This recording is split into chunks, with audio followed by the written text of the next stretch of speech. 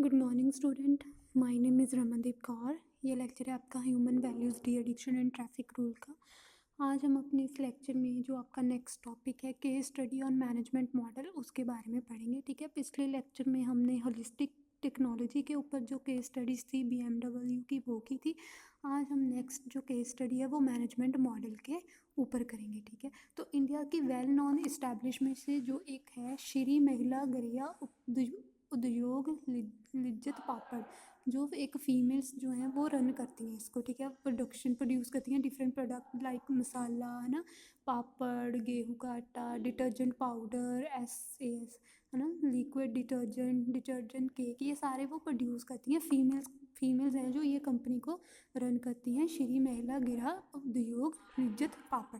तो कंपनी का जो हेड ऑफिस है वो मुंबई में है और इसकी 81 ब्रांचेस हैं, 27 डिवीजन्स हैं जो इंडिया की बहुत सारी स्टेट्स में है, डिफरेंट स्टेट्स में। तो ये एसोसिएशन जो है वो 7 सिस्टर्स ने मिलकर स्टार्ट की थी जो सेम बिल्डिंग में बिलोंग करती थी, और वहाँ से उन्होंने अपनी मेंबरशिप जो है वो 43,000 सिस्टर्स तक की डिफरेंट पार्ट्स जो इंडिया के वहाँ तक उन्होंने इस्टेब्लिश कर ली।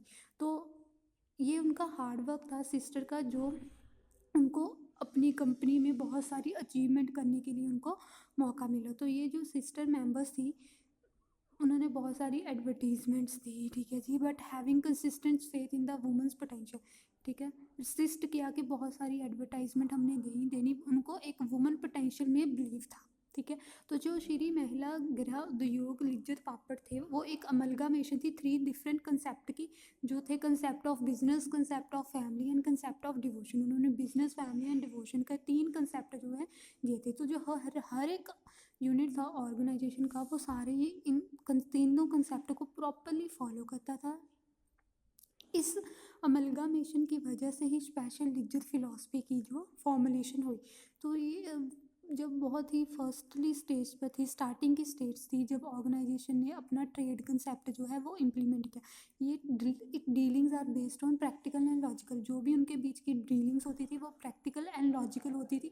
जो मैन्युफैक्चरिंग करते थे सुपीरियर क्वालिटी की मैन्युफैक्चरिंग करते थे इकोनॉमिकल कॉस्ट पर, कि कॉस्ट जो है हमारी इकोनॉमिकल हो कि सब उसको अफोर्ड कर सके और हमारी क्वालिटी जो है वो सुपीरियर हो, अच्छी क्वालिटी की हो।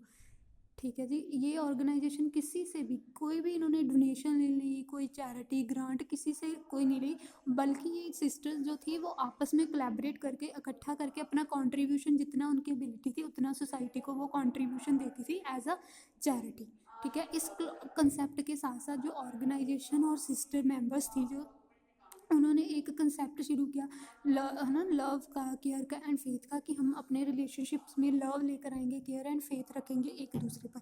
ऑल द मैटर्स जो ऑर्गेनाइजेशन के सारे मैटर होते थे उसको ऐसे वे से हैंडल किया जाता था जैसे कि हम अपनी फैमिली में कोई इश्यूज आ जाते हैं उनको हैंडल करते हैं, वैसे ही वो ऑर्गेनाइजेशन में भी उन्होंने हैंडल किया। ठीक है, तो फिर ये सारे कंसेप्ट के अलावा एक और इम्पॉर्टेंट कंसेप्ट जो था वो था डेडिकेशन का। सारी सिस्टर जो मेंबर्स हैं वो इसलिए काम नहीं करते थे कि सिर्फ इनकम कमानी है, बट वो अपनी डिवोशन, अपनी डेडिकेशन, प्रॉपर डेडिकेशन लगाते थे अपनी अपनी अकेले के वेलफेयर के लिए नहीं, बल्कि पूरी जो ऑर्गेनाइजेशन का हर एक मेंबर है, पीपल ऑर्गेनाइजेशन में इन्वॉल्व होता है, उनके लिए भी वो अपना पूरा स्ट्रेंथ लगाते थे। वो ये बिलीव करते थे, ये नोशन फॉलो करते थे कि वर्क इज़ वर्शिप, वर्क ही हमारी पूजा है।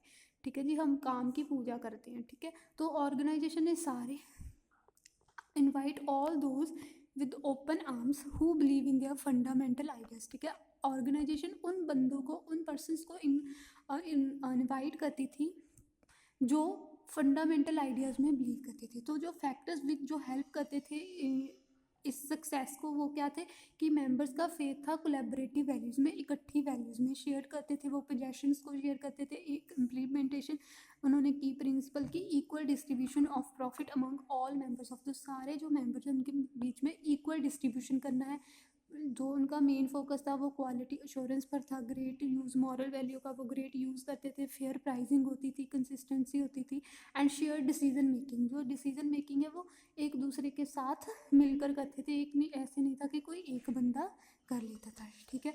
It is a quite clear that the moral principle and proper code of conduct give way to achievement, ठीक है। ये हमें क्लियर, हमने बहुत बारी पढ़ा कि हमें अगर मॉरल प्रिंसिपल हम फॉलो करते हैं, proper code of conduct follow करते हैं, तो उससे हमें अचीवमेंट, वो हमारे अचीवमेंट का रास्ता बन जाता है, ठीक है। तो ये केस स्टडी थी मैनेजमेंट मॉडल के ऊपर। अगर आपको इस केस स्टडी में कोई प्रॉब्लम होगी तो आपने मेरे से क्लियर करवा लेनी है, ठीक है। इस केस स्टडी को आपने अच्छे से कर लेना है। Thank you class.